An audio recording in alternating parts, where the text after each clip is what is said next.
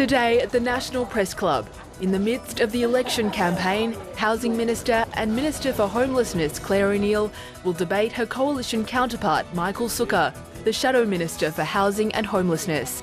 Clare and Michael Sukkar with today's National Press Club address.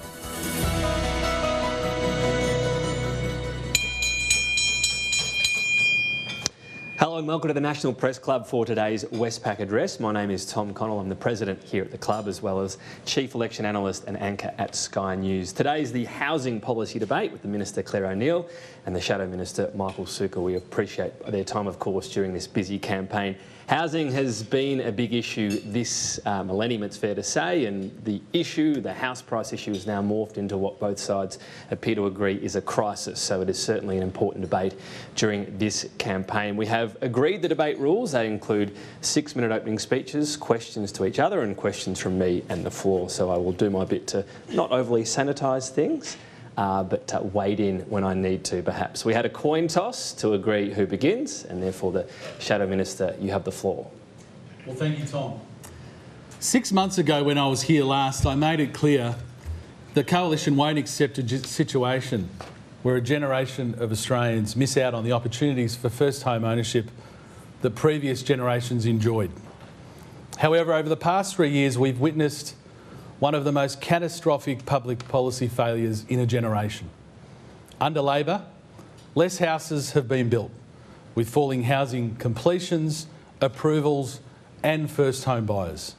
On every single metric, housing has gone radically backwards under this government. Yet Labor chose to run the biggest migration program in a generation, with more than 1 million overseas arrivals in just 2 years, whilst building fewer homes. Rents have jumped a massive 18% under Labor, with a family with a typical mortgage $50,000 worse off in higher interest repayments.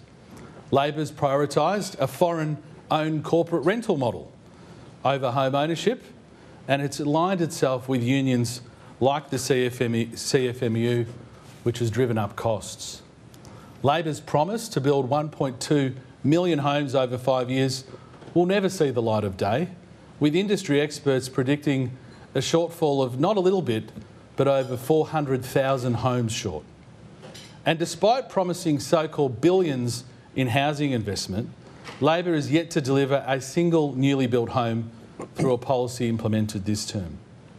Yet, with this record of failure, Labor's only new housing announcement during this campaign is their pledge to build 100,000 new homes from another $10 billion fund.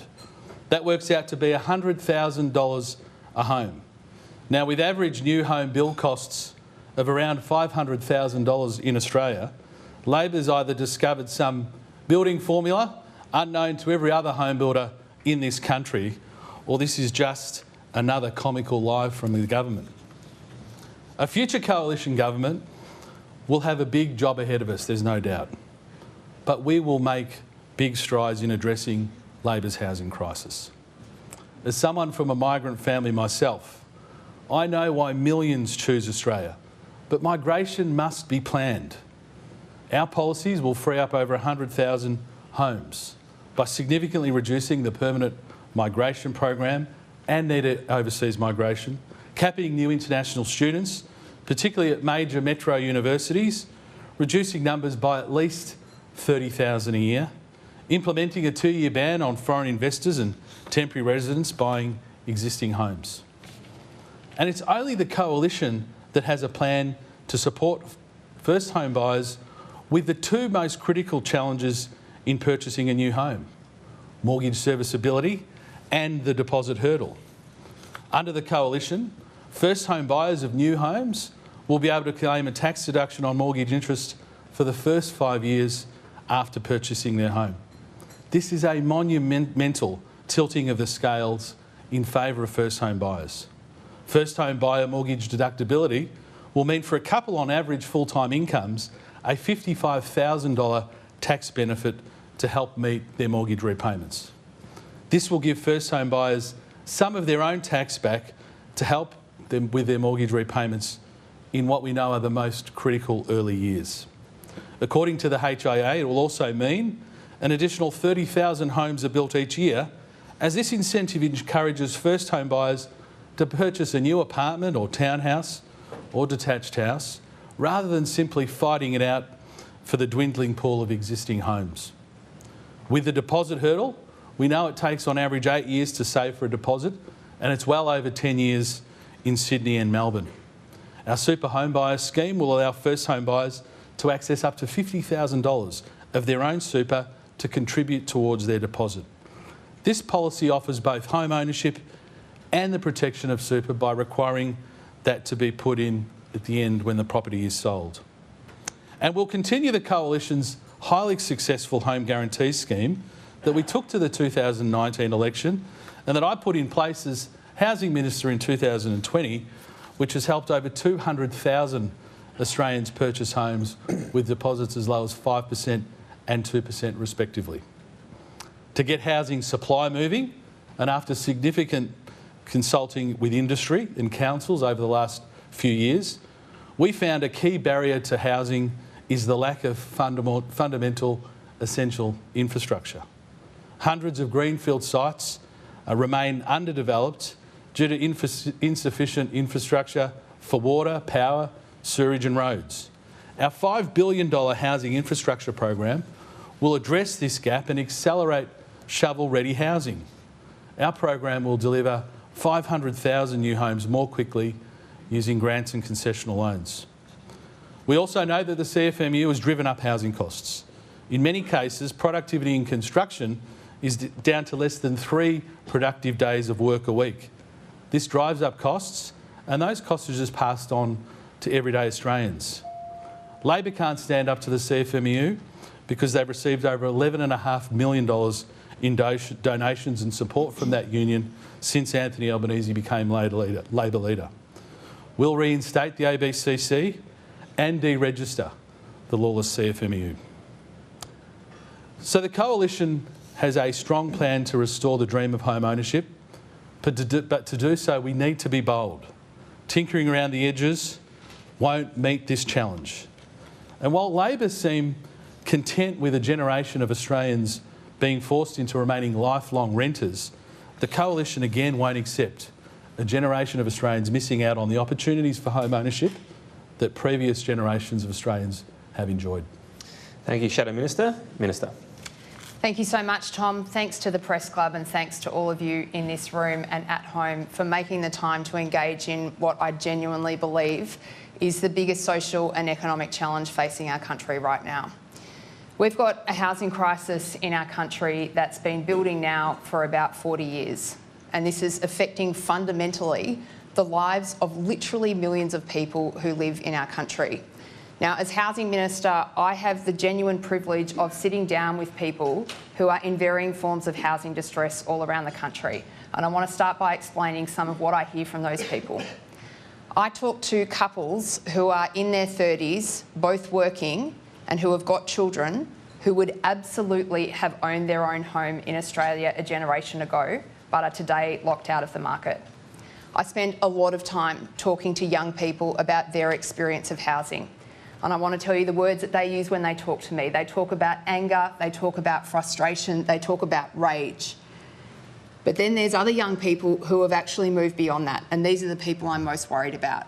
A generation of young people around our country who are in feelings of despair that they are just never going to face the stable housing proposition that their parents and grandparents got access to.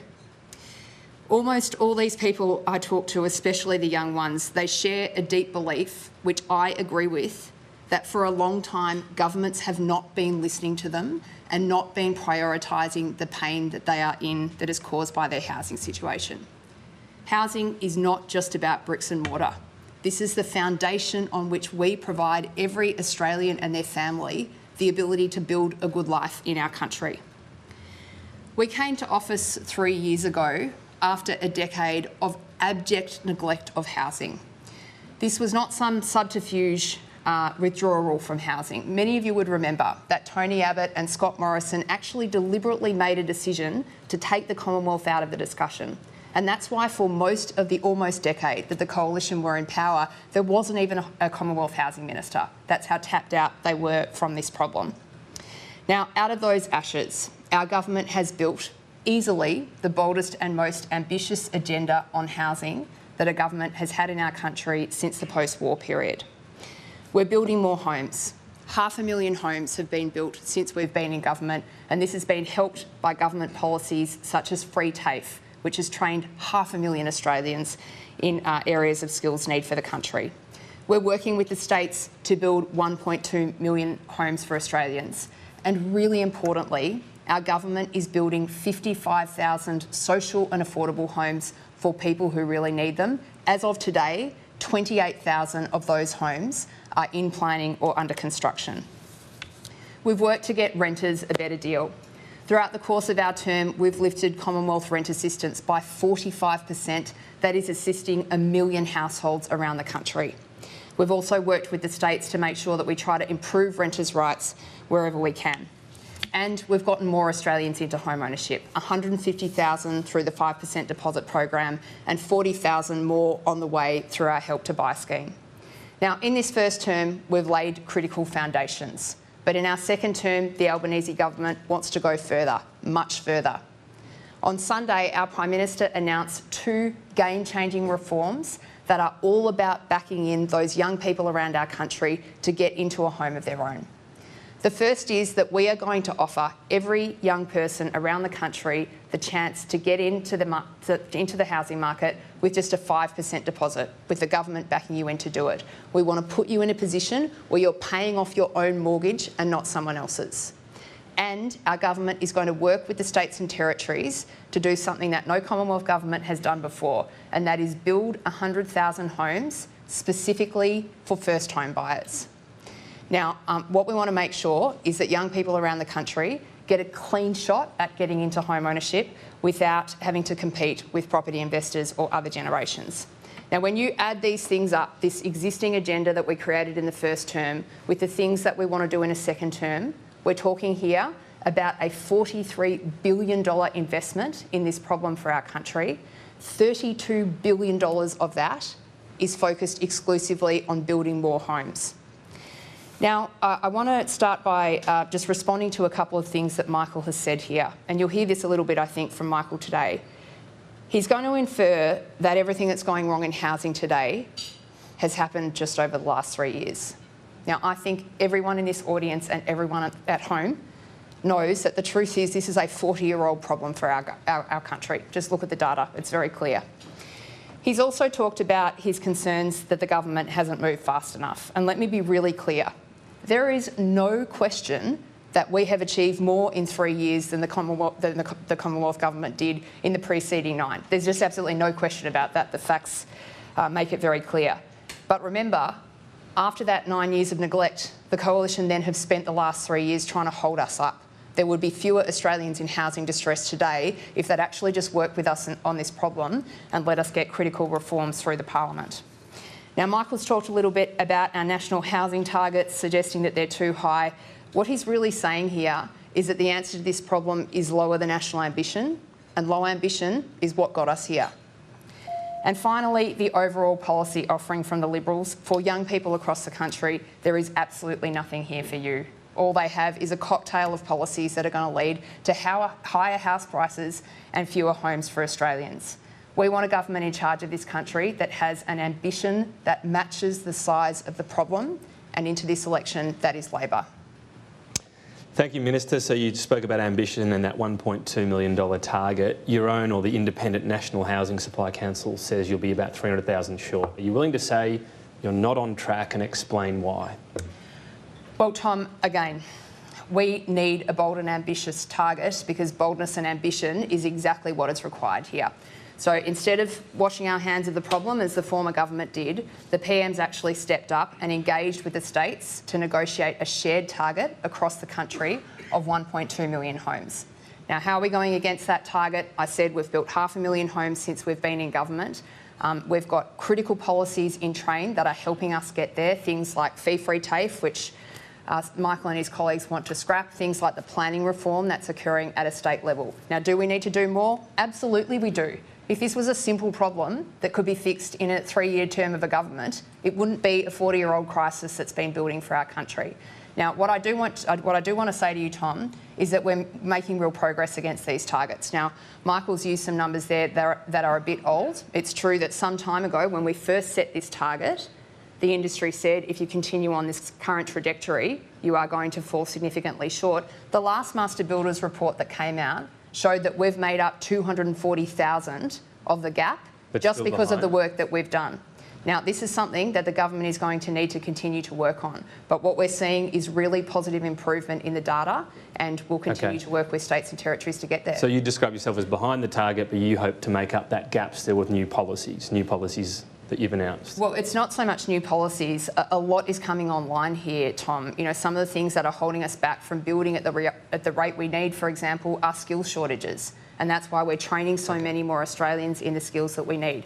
Planning reforms are an issue, and that's why the PM has worked with the states to make really drastic planning changes to make us get more houses online more quickly. What I would just finish by saying, Tom, is that the answer here, like the Coalition have said, oh, we're just not going to have a target. We'll just build as many homes as we build. I mean, come on. We need a coalescing goal for the nation to rally around, and that is exactly what we're doing. Well, you're stealing my next question here. This one is for you, Shadow Minister. You have criticised the Labor target. You don't appear to have one. Will you set a target, and will you keep in place the housing planning reform the state signed up to, whether that be reform it in some way, keep it, or will you scrap it? Well, the problem for Clare and the government is that when you continually say to Australians, who I think have every right to take you at face value, that you're going to deliver 1.2 million homes when you're falling hundreds of thousands of homes short, you're insulting their intelligence. When you tell Australians, as Clare just did then in her remarks, that the Labor government's building more homes, well, that is against every single ABS statistic that every single person in this room could find very easily on their phone. We're building fewer homes after 3 years of the Labor government than the former coalition government, which Clare criticises. So if the former coalition government was so terrible, I wonder how Clare would judge this government, because they're building 30,000 homes a year less. So we're building fewer homes, and yet we have a government putting out a target that they now know they won't meet. They now know they won't meet. Well, we will build more homes than the Labor Party. In the preceding 5 years before this government came to power, Australia built more than 1 million homes. Routinely in Australia, over 5-year periods, in about the last 25 years, we've built more than 1 million homes. We're not on track to build 1 million homes after 5 years of the Labor government, so we've actually gone backwards. We're not even maintaining the status quo of what Australia was building previously, so we're going backwards, and at the same time that we're going backwards, we have a government that's had this genius idea to run a world record migration program, which has driven rents up by nearly 20%. Renters are the biggest casualty of the Big Australia policy from the Labor Party, with 20% increases. So I can assure you, Tom, and I can assure Australians, just like we built more homes in the previous coalition government, we will build more homes than Labor. But you said Labor's done terribly, and your past mark is just a bit better than terrible. Well, no, a couple of hundred homes more is a lot. I mean, 30,000 homes a year is a lot of homes, Tom. That is what the shortfall is under this government. So they're building fewer homes. So 200,000 more than what are you saying you'll build? More than the Labor Party, absolutely. More than they did in this term? No, more than their trajectory at the moment, which is at least 400,000 homes short.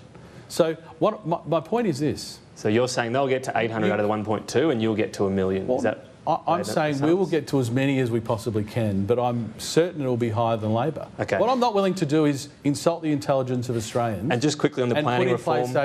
And put in place a target that I won't be responsible for and Clare won't be responsible for in 10 years' time. And just quickly on that planning reform with the states, is that something you'll take carriage of, or are you going to scrap that? No, look, I don't think there's anything wrong with housing ministers at a federal level trying to encourage states to undertake planning and zoning reform. One area where Clare and I will probably agree is that a big part of the problem that we've faced over many decades is the constraints we see at a state level. However, I think it's heroic for federal governments to claim that they're going to go in and reform state laws that are the province and responsibility of state governments. Okay. So we'll work with them, absolutely, but I wouldn't want to set an unrealistic expectation, which I fear the Labor government has. I mean, for example, Chris Minns committed to a target, and then within 2 months admitted he wouldn't even get halfway towards that target. Okay. So it gets back to the point of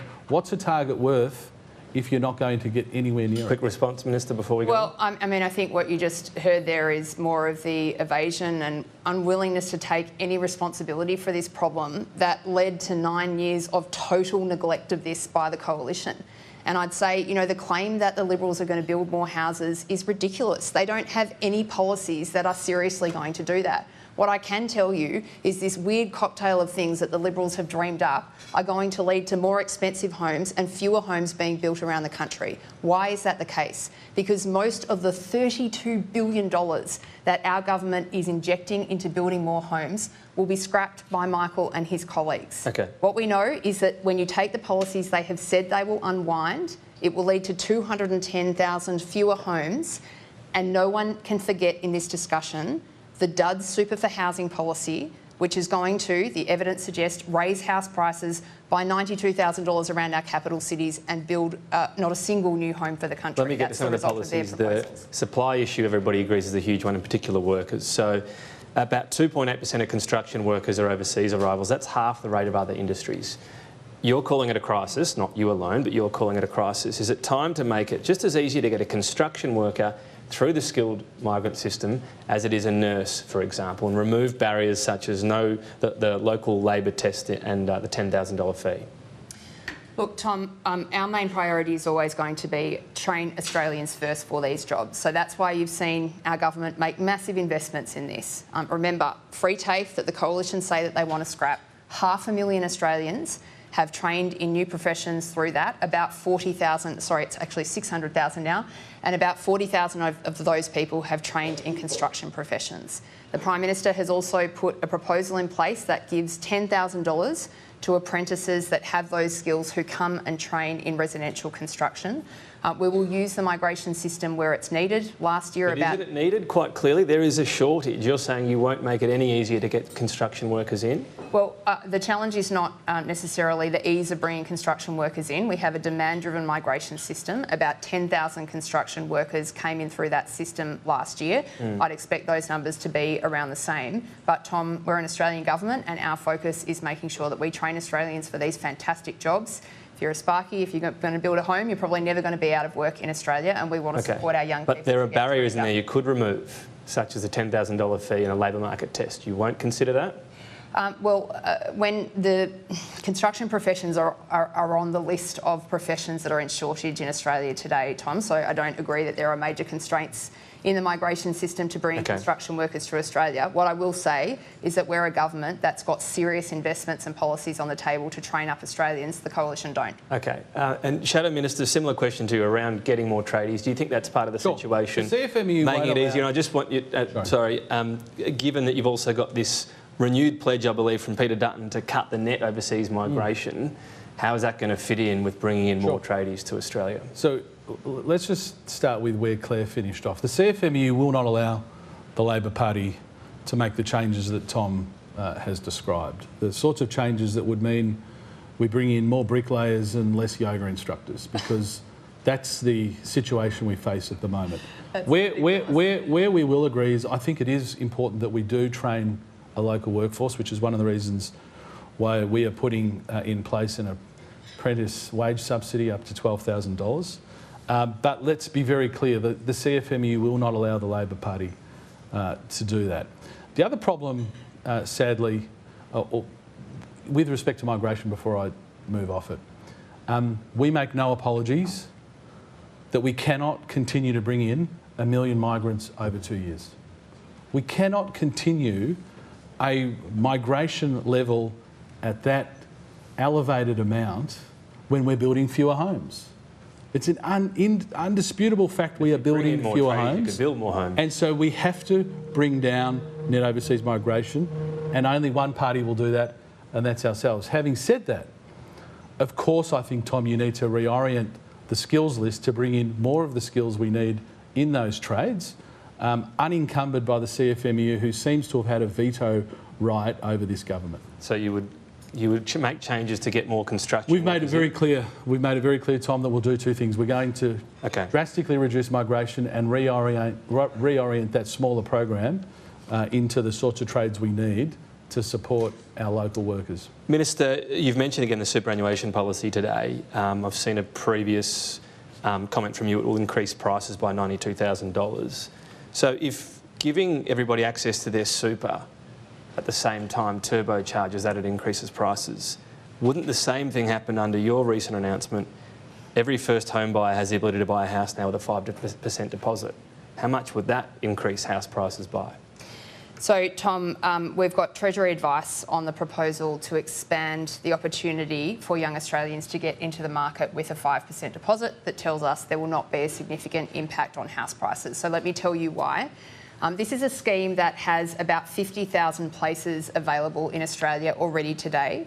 The Treasury advice tells us that we might move to 80,000 people a year roughly accessing that scheme. So we're talking about 30,000 additional buyers. This is in a market where 700,000 property transactions are taking place each year.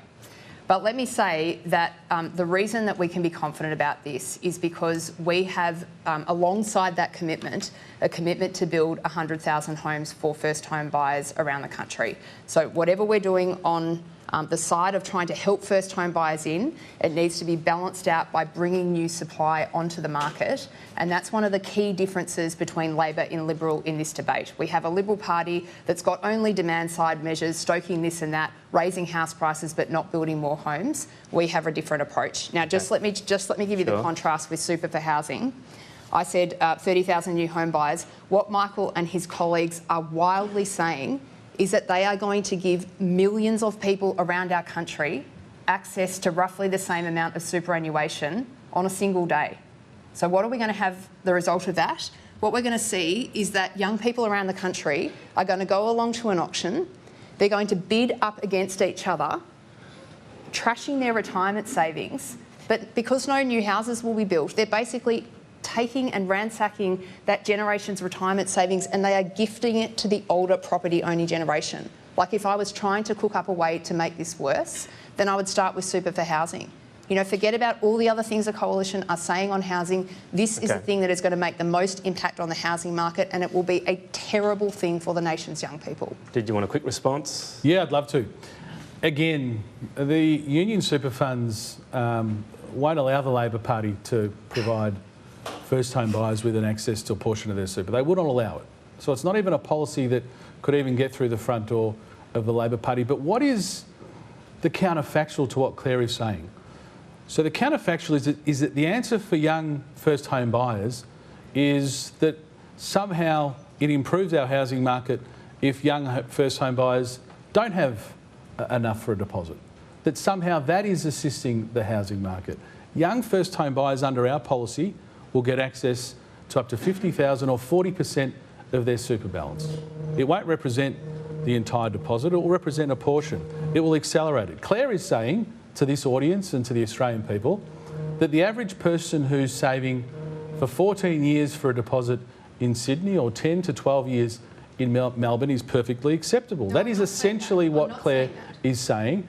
And she, as with the Labor Party, is beholden to the unions who think that your super money is theirs and that they should control it and that you should be a lifelong renter, because Labor is comfortable with people being lifelong renters and we're not. Okay, one more quick one before I go to my colleagues. Your mortgage deductibility plan, Shadow Minister, so I'm going on the Coalition figures I've read here. 110,000 households will benefit over 4 years, the average benefit $11,000. Your document says it will cost $1.25 billion. In 1 year, it would be $1.21 billion. So is the cost more, is the 11,000 wrong, or is it fewer households? No, we've never said that the 11,000 is the average. What we've said is 11,000 is for a typical couple. It's a cameo we've used, which I think is what is the average one to use. Let me just answer the question. So for a typical couple who are on average full-time earnings, they will save $55,000 over the 5 years. That is a significant benefit for first home buyers. It's going to be, Tom, with respect to costings, it'll be a demand-driven scheme. This won't be capped. We're not going to cap it. We will be delighted if as many Australians as possible are able to avail themselves of the first home buyer mortgage deductibility scheme. Did it go through the PBO? We've had many iterations of this policy through the PBO.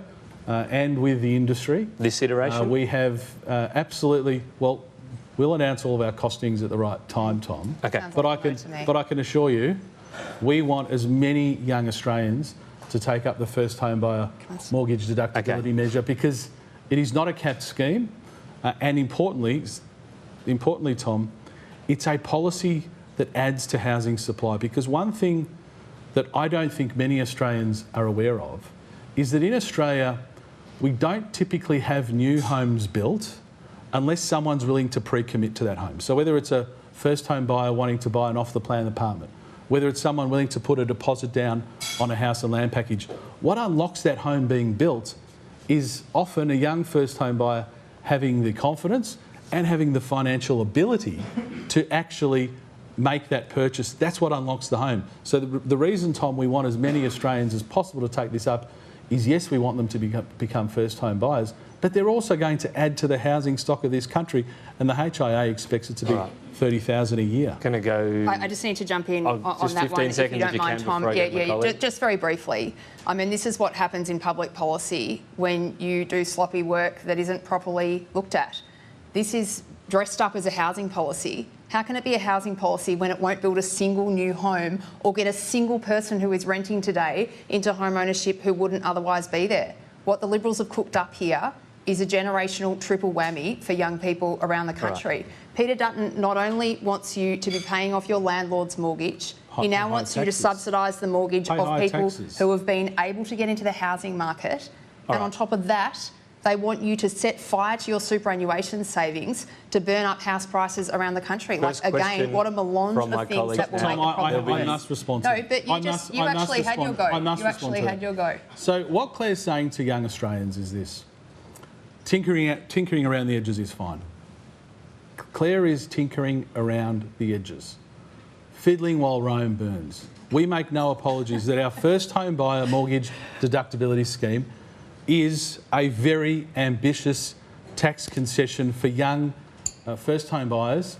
And let's be frank, in this country, young Australians bear a disproportionate amount of the personal income tax burden.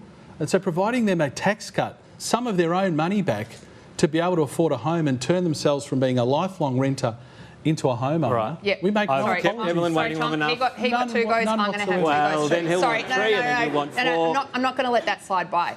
The idea that Labor's policy is tinkering around the edges is one of the most patently ridiculous summaries that I've ever seen. Remember, this is a coalition government that sat on their butts and did nothing for a decade. They've spent 3 years trying to pull us back from doing important things. And now they've got a housing policy that's going to build fewer homes that are more expensive. Our party is investing $43 billion in making nation-shaping reform that will genuinely have an impact on this problem. On that note, Evelyn Manfield from the ABC weighed in. Thanks, Tom. Evelyn Manfield from ABC News. Minister, you spoke about distress, anger, rage facing young people, but last year when you went on youth radio station Triple J, you said, and I quote, "We're not trying to bring down house prices. That may be the view of young people, but it's not the view of our government." Instead, you insisted that you want sustainable growth. Do you accept that ever-increasing house prices is part of what's causing young people distress in trying to get into home ownership? And define sustainable growth? Yeah, thank you very much. Really important question. I really appreciate you asking it. Firstly, I just say I genuinely and deeply understand and feel the pressure that young people are under. And I understand why particularly young people, but not just young people, are looking at this problem and thinking that declining house prices is the answer. What I would just say is that we've also got a generation of pretty young people who've come into the market in the last 10 years. Many of them have taken on incredibly large mortgages while interest rates were particularly low. And we don't want, nor is it good for the country, for us to see that generation go into negative equity. So we do need to have a balanced approach here. What we need to do is we need to make sure that we build more housing in our country. And I don't think we've repeated this enough in this discussion. If there's one thing for people to understand at home about what's going on in housing at the moment, it is that for 40 years we have not been building enough homes. So we need to build more homes. And the kind of sleeper issue in all this is about wages growth. We've been through 9 years of a coalition government that told us that low wages growth was a design feature of their economy. and we are trying to change that. So the things that need to happen here for us to address this situation in the long run are about building more homes and making sure that Australian workers are properly paid, and that's the policy objective of our government. What is sustainable house price growth? What's the number? I mean, I'm not going to put a number on it, but it's really important that we see wages going up faster and us building more homes, and especially at that affordable end of the market where we're going to see most home buyers come in. And Shadow Minister, we know Mr Dutton wants house prices to continue to grow as well. What's your number for sustainable house price growth? Look, I think Clare has copped some unfair criticism because I think it would be quite devastating for a young first home buyer who's owned a home for 1 or 2 or 3 years to suddenly go into negative equity, which is the consequence of what some of the suggestions have been. What I've said very clearly is you absolutely want wages growing more quickly than house prices. There's no doubt about it. But you can have a situation where you have modest house price growth, but you still have wages growth that outpaces it. And what we need to see is a period where wages growth sustainably outpaces housing growth. That's house price growth. That's the only way that you're going to end up in a situation where it's more affordable to own a home. Let's not forget the GFC in 2008, where we saw in the United States significant drops in house prices and the devastating consequences it had on that economy. To be wishing that on our economy, I think, would, in the end, hurt young Australians more than anybody. Next question from Michael de Percy from The Spectator. Thanks, Tom. I'm Michael de Percy, The Spectator Australia. My question is about housing choice. The ACT's pursued high-density housing, but the surrounding New South Wales regions are exploding with suburbs. The water's not potable. Many of the villages don't have sewerage. So there seems to be this approach to housing policy in Australia, which is limiting Australians' choice of the type of housing that they want to live in. Now, if we don't have the support for that infrastructure, how are you going to avoid the unintended consequence of people rejecting the high-density housing that I understand Labor is pursuing versus the reality of how Australians want to live? Well, can I just add there? So I agree, Michael. There are issues here with governments trying to mandate the type of home that someone should live in. So whether it's our first home buyer mortgage deductibility scheme, which says that will apply whether you buy an apartment or a townhouse or a home in a greenfield estate, to our housing infrastructure program, which I think has identified this big problem. And that is that at the moment we literally have hundreds of greenfield new estates ready to go. They've got council approval, they've got the requisite state approvals, but there's no way for those developments to go ahead. By our estimation, around at least 500,000 homes that could be done very quickly, because there's no funding for the very basic infrastructure that governments used to routinely fund. Well, we're talking about very basic things here. We're not talking about infrastructure that looks particularly exciting on a media release. We're talking about water, about sewerage, about telecommunications, about roads. These things are currently not being funded at the scale they need, and that disproportionately hurts those greenfield sites. And we know, particularly for new migrants to this country, often when I speak to land developers in Melbourne or Sydney, new Australians are their biggest customers, because the great Australian dream for them, and one of the lures of coming to Australia, was having their own little patch of this country. And so we've definitely had Labor state governments who have basically said, we want everyone in apartments. Now, I think apartments are great for many people, but you've got to give them that choice, Michael. And so our housing infrastructure program will unlock 500,000 of the sorts of homes you're talking about just by funding that routine infrastructure. And we know those homes are often the province, most often, of first home buyers, which is why our entire housing package hangs together. Yes, we're going to give first home buyers more support with their deposit, more support with servicing their loan, but we're also going to give them more housing options by building 500,000 new homes. And we're not going to do what Labor's done and say somehow we can build 100,000 homes at $100,000 a pop. Are you serious? Are there any builders in this room who can tell me if they can build a home for $100,000? I mean, this is why there is so much cynicism about politics and about pledges from all political parties, because people know it just doesn't stack up. Minister? Well, Michael, I don't hear any government around the country saying that they're only trying to pursue one kind of housing. I actually think all the states and territories, and indeed the Commonwealth, understand that we need to build more homes around our country and that Australians will have different preferences about the kind of house that they live in. Michael's talked about some communities where clearly greenfields development is what they prefer, and that's why our government is and has invested in infrastructure funding to unlock that housing. I think imitation's a sincerest form of flattery. The infrastructure funding is important, and that's why our government has funded it. The housing infrastructure facility that you inherited. Sorry, could I? Do you mind if I finish? Have you taken into account the backlog of infrastructure that actually already exists because of those unintended consequences of housing policy? Well, that backlog is a lot smaller because of our government's investments in this. Our government created this program to try to roll out infrastructure around the country, and indeed, you probably see I'm at Bonnyrigg and other parts of the country which are developing areas, announcing those monies being rolled out. But can I just say, there's certainly people around the country, people in this room, who would prefer to have more space and live further away from the city. There are lots of young people around the country who would be happy to accept smaller space because they want to live in vibrant areas that have got amenities and cafes and swimming pools that were built 40 years ago and public schools that are all around them.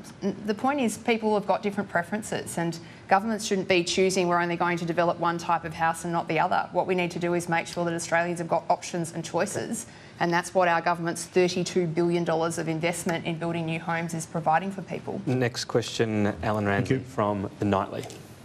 Hi both. I have a question for each of you. Minister O'Neill, I'll start with you. Just on the $10 billion for 100,000 homes, how will you ensure they are explicitly for first home buyers? And what happens if first home buyers want to sell them in the future? And Mr Sukkar, to you, the average super balance for a 30 to 34-year-old woman is $44,000. 40% of that is $17.6 thousand. The median house price in Sydney is currently at about $1.65 million and trending upwards. Even with a 5% deposit, that's $82,500.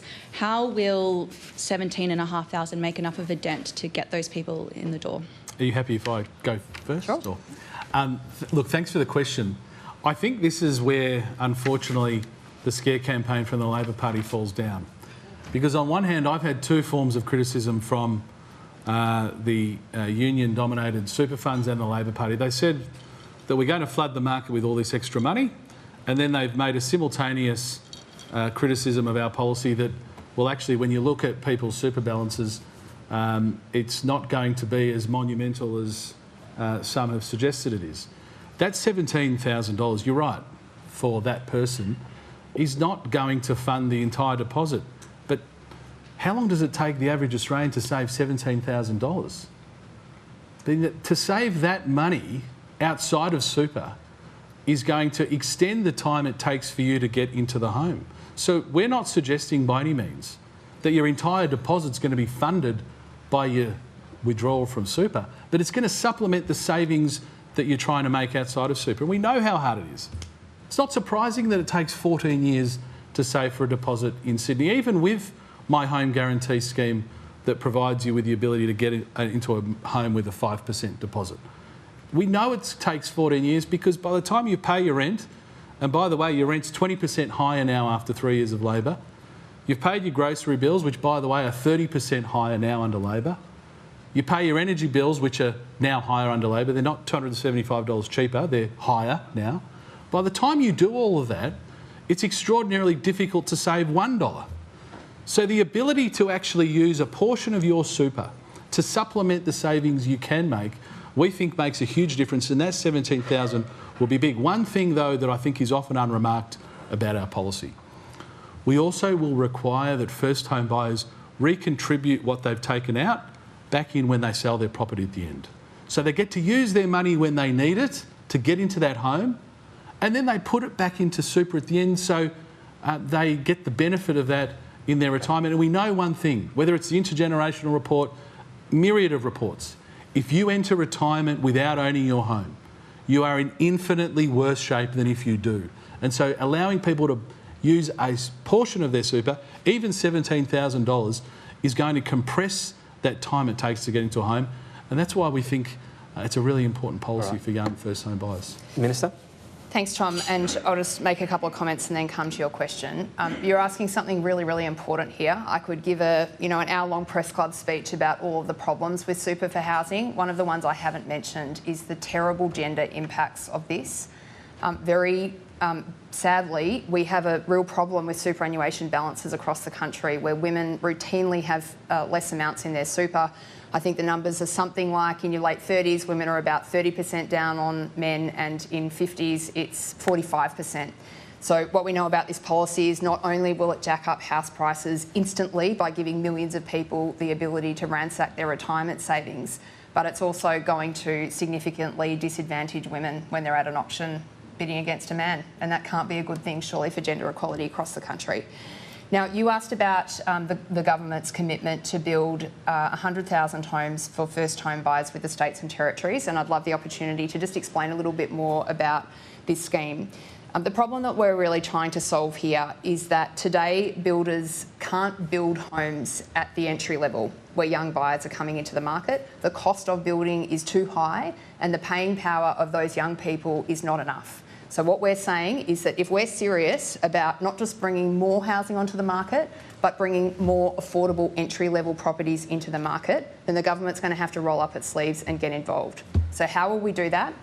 If we win the election, day one task is to sit down with the states and territories and start to make agreements with them about where these homes will be built. We have lots of levers as a government to significantly reduce the cost of builds. Just a very basic and obvious one. For most new builds, the land is about 20% of the cost, and we're talking about a proposal here that will tap into massive amounts of local, state and federal land. Now, we will use our powers as a Commonwealth to assist in building that affordable housing on the proviso that the housing is then sold on to first home buyers only. And I might just mention one more thing. And when they sell it was the other question though? Pardon? When they sell it, that first home buyer? So we don't have current plans to make any restrictions on young people who purchase these properties and then resell them. Just one thing I would mention to you, we're building on a program that works here. This is a model that is working really well in South Australia. The Prime Minister took us on a tour of one of the sites in South Australia a few days ago with the entire press gallery.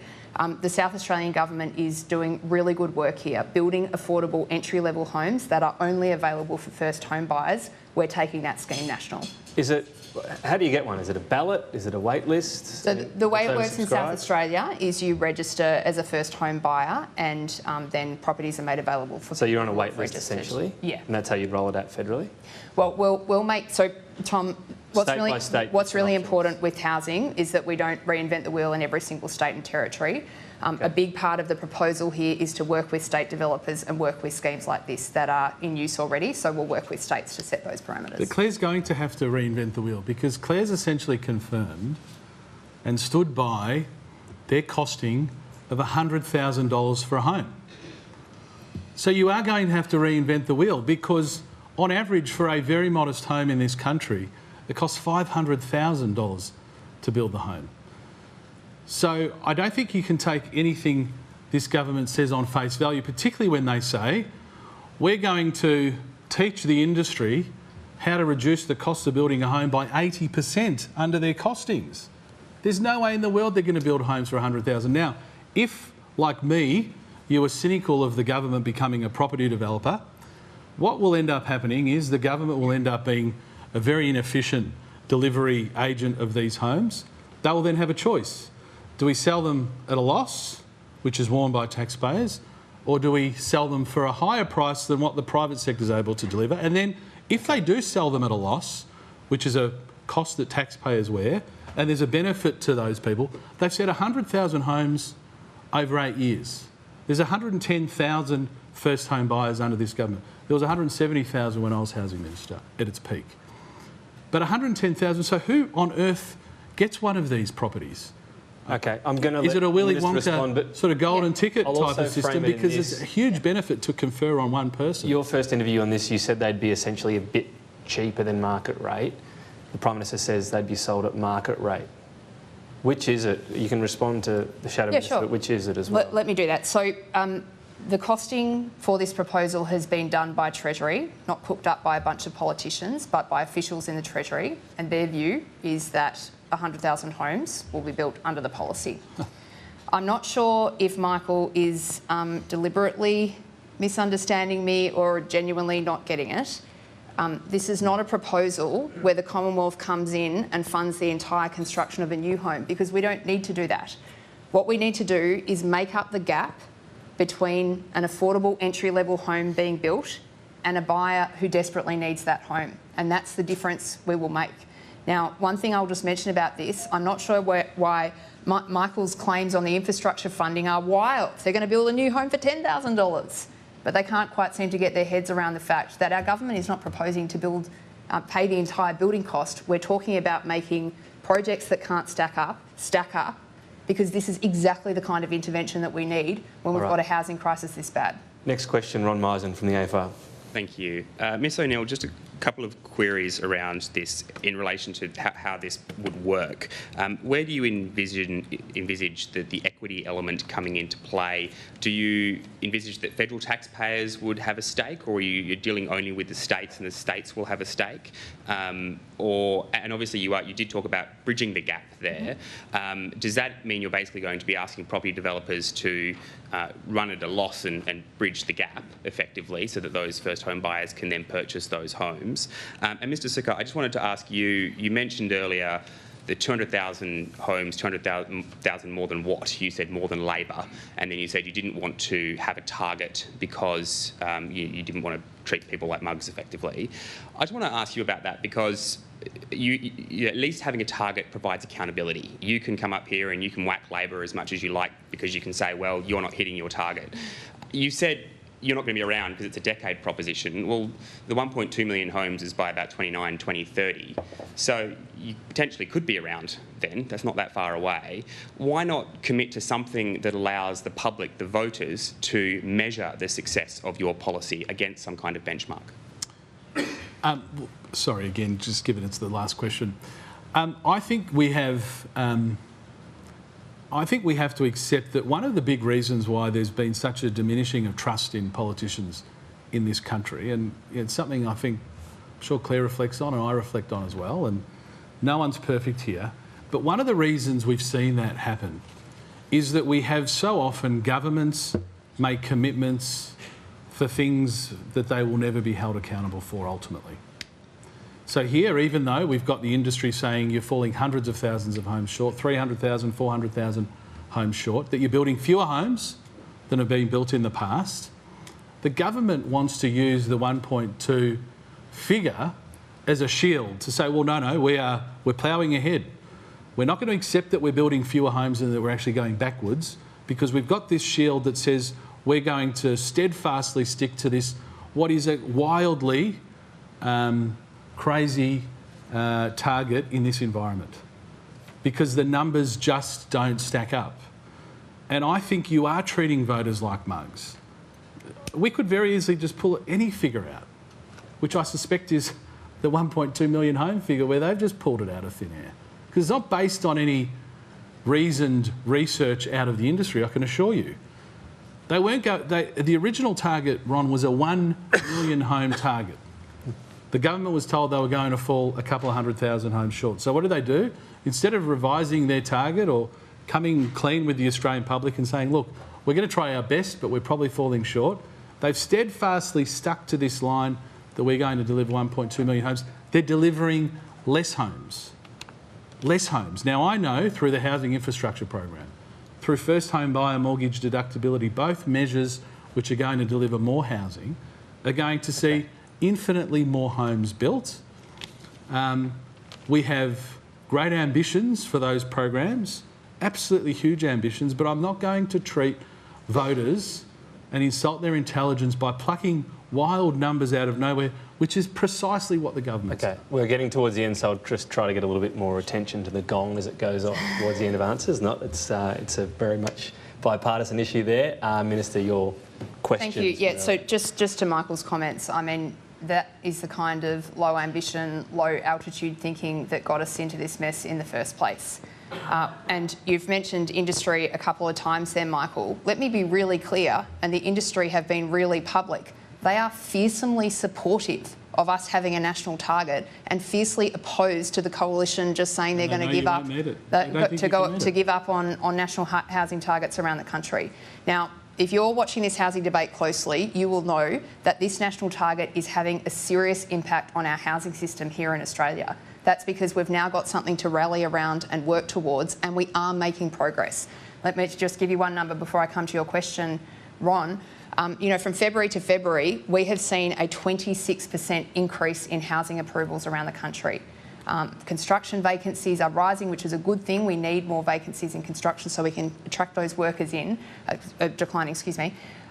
These things are having real impact. But what I can just tell you is we're not going to get anywhere if we just sort of throw up our hands in the air and say it's all a bit too hard. We'll just try a few things and see how many homes we get built, which is what the Liberals are saying. And don't forget the 210,000 homes that we have funded or have policy in place to build that the Coalition say they will scrap. Fewer homes, more expensive homes, a recipe for making the housing crisis worse.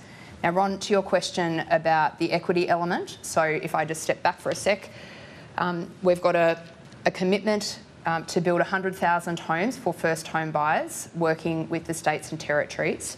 Again, this is built off a model that works. So let me just bring you back to Renewal SA, which is the body in South Australia that's building the homes that we're keen to bring online nationally.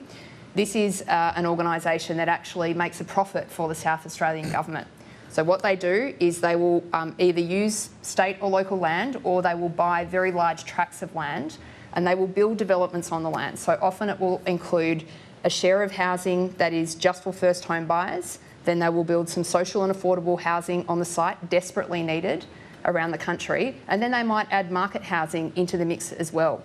And together, using their powers as a state government, they're able to build affordable housing for people who are coming into the entry-level market. So hopefully that gives you a little bit of a picture of what this is going to look like and how we can take this national. This is a really big deal. All right. I understand there's a desire in politics to denigrate every new idea, but have a look at what some of the experts are saying. This is something the Commonwealth has never done before, and we believe this type of approach is warranted. Many follow-ups, but I feel Tom would drag me away. Thank you. I'll be out of a job. Now, within every politician is a frustrated journalist. You get to tap into that now and ask each other a question. Would you like to go first? Sure, thank you, Tom.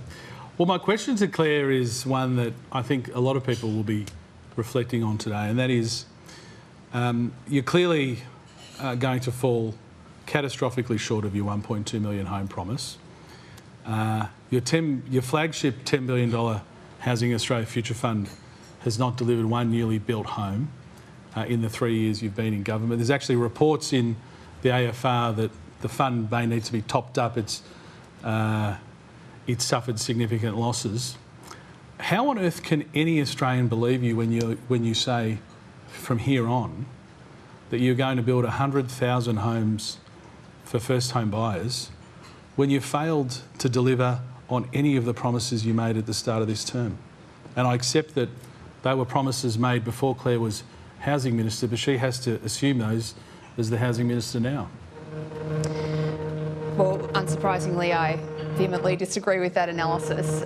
Let me share again the record of what the government's been able to achieve on housing. After a decade of total neglect, the Liberals were so tapped out they couldn't even be bothered having a housing minister. We've built the boldest and most ambitious agenda on housing that our country has had since the post-war period. Now, the country has built 500,000 homes since we came to government. We've got policies in place to support that growth. You mentioned social and affordable housing. Thank God that's getting a bit of airtime today, because this is one of the missing pieces of the housing debate. We have a chronic national shortage of social and affordable housing around our country. We've got a growing homelessness problem around the country, which is directly related to this. We've got people in severe housing distress. Well, our government's stepping up and doing something about it. We're building 55,000 social and affordable homes. Over the coming 5 years, 28,000 of those homes are in construction or development right now.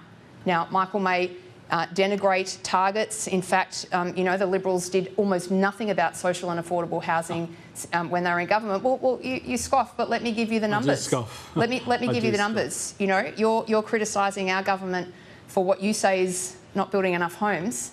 Do you know how many homes the Coalition built, social and affordable, over their almost decade? More than 373.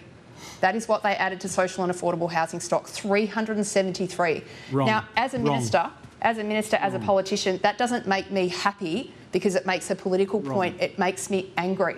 There are people around our country who need the government's help to have stable housing, and the Liberals built 373 of those homes over a decade. Now, we've got 28,000 homes in development right now. That is a serious number of homes on the pathway to 55,000 around the country. Okay. And I just say to Michael, we've got to change the way that the government engages with housing in this country. We're not going to get anywhere in this debate if we put together a bunch of silly policies written on the back of a napkin that are going to build fewer homes for the country that will be more expensive for people that can't get into them. Okay. I can absolutely guarantee you, if the Coalition are elected, this concoction is going to make the housing crisis work. We need to change government's approach, and that's what our government is doing. Okay, I just have to fact check that. On social and affordable housing, the vehicle that Clare is using, continuing to use to deliver social and affordable housing is Housing Australia, which I created, along with then Treasurer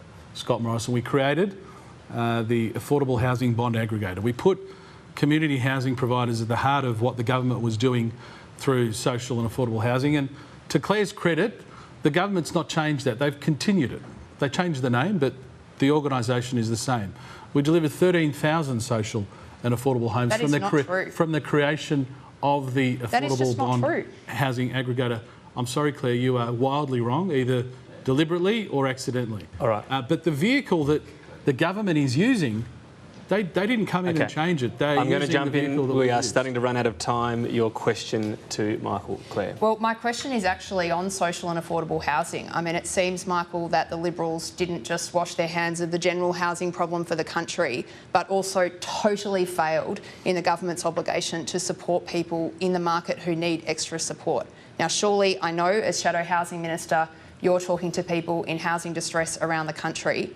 Just to refresh everyone's memory of the numbers, we're spending $10 billion in the Housing Australia Future Fund, billions of additional dollars. Just on crisis and transitional housing, our government has invested almost 20 times as much as the Coalition did in a decade, and we've done it in 3 years, 20 times. And I want to ask Michael if he's committing a future government to actually supporting the people who are most in need out in the community. Well, Clare, you've got a problem because you can't even get basic facts right. You're not investing through the Housing Australia Future Fund $10 billion into social and affordable housing. What Clare has done, what the government has done, and granted it predates her time as minister, they have put $10 billion into a fund with the earnings of that fund being invested.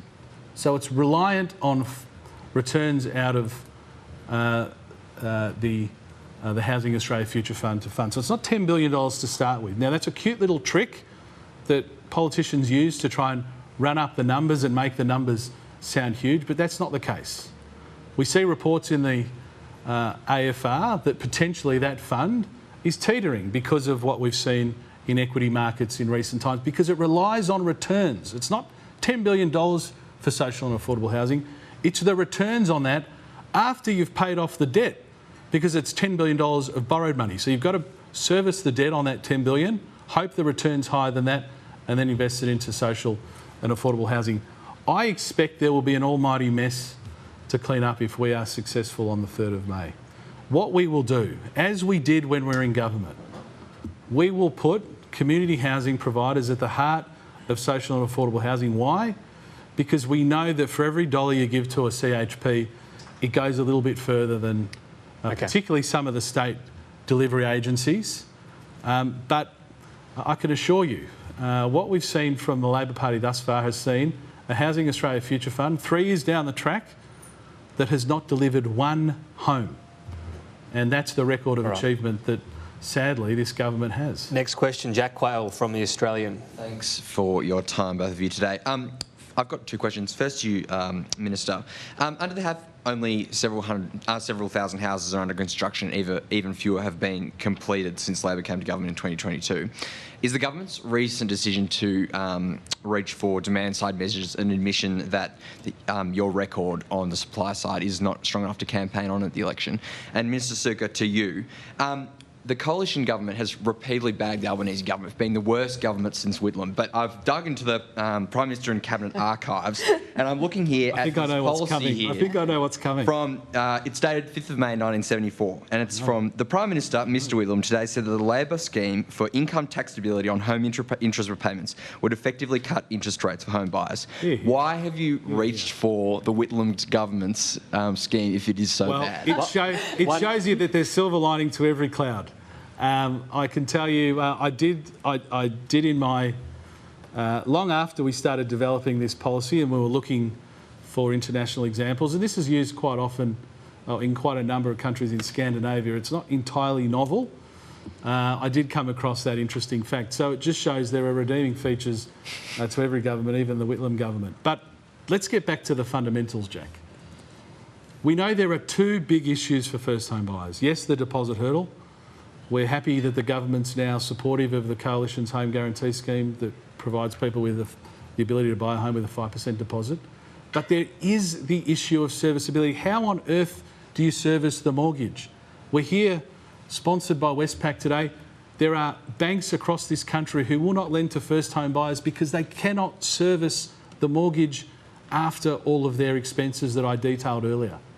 What's the best way to do it? We're not proposing to give them a grant. We're not proposing to take money out of your pocket and put it into somebody else's. We're proposing to give those hard-working young Australians a tax cut of their own that they can use for that second piece of the puzzle, which is servicing that mortgage. For the first 5 years, we know the first 5 years is the toughest time as a first home buyer. And as I said, to go back to that average couple on average full-time earnings, they will be $11,000 a year better off that they will be able to put directly onto their mortgage. Guess what that's going to do, Jack? It's going to enable the banks to take it into account when they're determining whether they actually lend to this borrower or not. And if a bank's not willing to lend to you, you'll never own a home. So it's an important piece of the puzzle. And I'm even, even having the Whitlam comparison, I'm still very passionate about it, as you can tell. All right. If I can do 1 minute, please. Absolutely. Jack, I really appreciate your question about social and affordable housing. That's really one of the pieces of this debate that's getting, in my view, massively underreported. In governments all around the world, the government is very involved in housing people who have special needs.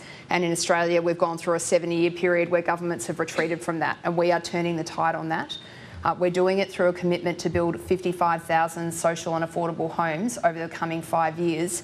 There are 28,000 of those homes that are under construction or in development right now. Jack, I would love to take you on a tour of some of the house sites that I'm involved with. These are extraordinarily large ventures, many of them, and we're making real progress on it. But I just want to say something quick. There's a lot of focus on the numbers and the timelines, and I very much respect that and appreciate it. But I just want to explain to you what this is all about. Our government is making a generational investment in social and affordable housing. I met a woman in Adelaide last week who is in her later stage of life, a very familiar story. She spent her life raising her children. She then went through relationship breakdown and ended up in her 60s with no super and no housing. This woman was calling around homelessness organisations before she found her way into a Housing Australia Future Fund home. That has changed her entire life, and not just her life, but the life of her entire family. Her 3 daughters were fretting constantly about what they were going to do about mum. We're going to do that 55,000 more times. That is a very seriously good thing for our country. David Crowe from the Sydney Morning Herald and The Age. Thank you, Tom. And I'll keep it quick because it's the same question to both of you, and I'll leave it to Tom to decide who goes first in answering it. We're at the home of scepticism here. We're at the National Press Club of Australia, and I think I've got a sceptical table of working press behind me. The question I've got is about your claims on both sides about how many houses you will build. The maths on the Labor side says that you'll put forward $10 billion. It'll build 100,000 homes. That's basically $100,000 per home. On the Coalition side, the claim is that you'll put $5 billion into infrastructure. That magically builds 500 or unlocks 500,000 homes, which is $10,000 per home. Now, I'll leave it to voters to decide whether $100,000 per home or $10,000 per home is more convincing. But the key question is, for the sceptical journalists here, will you put forward and tell us who told you the number of homes that you'll build under each policy, and will you release the information, whether it's Treasury, the PBO or somebody else, so that we can verify that you'll actually build the homes that you claim? So I'll take that first, David. It's a good question, and I think it's good to be cynical about these things. What we're proposing with our housing infrastructure program, not that we're building homes, what our fund is going to, and the important word you used, I think quite rightly, David, is unlock. We're going to unlock those homes because at the moment we have projects where there's the approval there, the project stacks up, but there's no funding for the critical infrastructure. Now, if you talk to the HIA, the MBA, the Property Council, the EDIA, who are the real experts here, a rough figure of civil works of about $10,000 a lot to unlock that is a pretty well accepted industry number. Now, as for the modelling, can I assure you, with our housing infrastructure program, which we think is going to unlock 500,000 homes, it's not modelling, David. We have literally met with hundreds of councils. We have the projects, line by line, the number of houses that will be unlocked from that funding.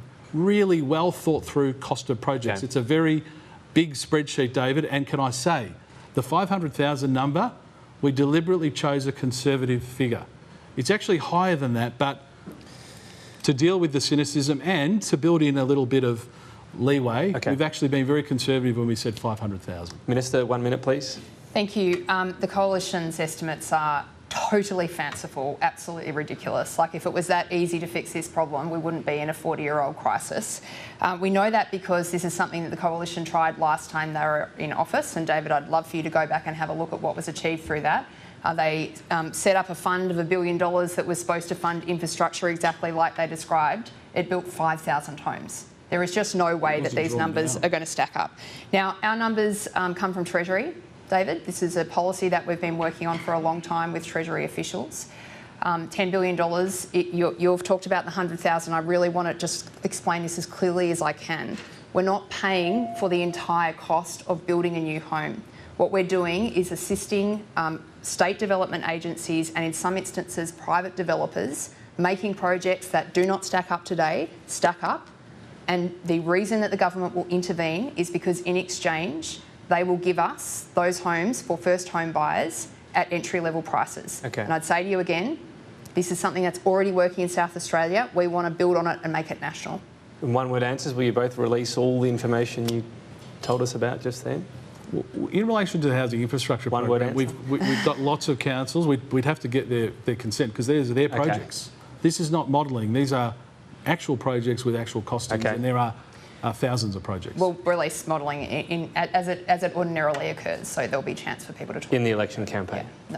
No, not committing to that, sorry, Tom. We'll just do what we ordinarily do as we come into an election campaign, but Treasury has modelled these numbers and it tells us that 100,000 homes will be built with $10 billion. All right. Now, we all break promises from time to time. I said you'd have 2 minutes at the end.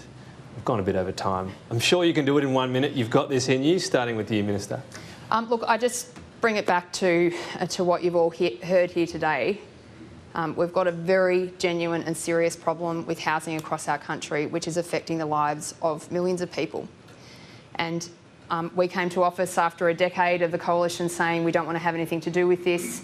And I think what you've heard from Michael today is that under a Peter Dutton government, we're going to expect more of the same.